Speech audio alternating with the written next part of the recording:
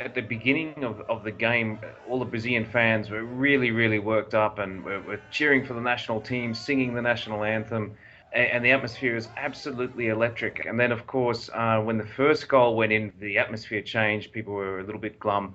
Then suddenly the second goal went in, and then the goals just started running, and the crowd actually became hostile to the Brazilian team. And by the time we had the seventh goal, the Brazilians in the crowd were actually gave a standing applause to the Germans and started booing the Brazilian side. Brazilians are sort of reacting with a mixture of sort of tragic horror and amusement at the sheer scale of the disaster that their national team is facing. Mas o Brasil tomou um gol e foi totalmente afoito para frente, com a zaga desguarnecida, tomou 2, 3, 4, 5. Se o jogo tivesse continuado até agora, já estava 20-0 e o ser o melhor time. Some people actually breaking down in tears. Others, when I went outside of the stadium before, I found quite a lot of Brazilian fans kind of drowning their sorrows.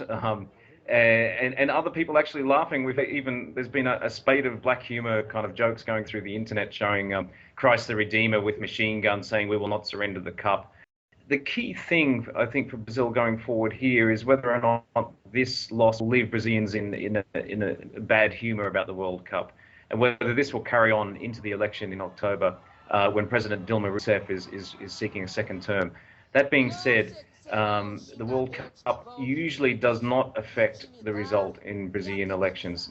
If Argentina loses tomorrow against Holland, then this third place match could be against Argentina, which for Brazil, there's only one thing worse than losing 7-1 against Germany, and that's losing against Argentina. Let's see, if that happens, then maybe Dilma will really be in trouble. This is Joe Leahy for the Financial Times in Belo Horizonte.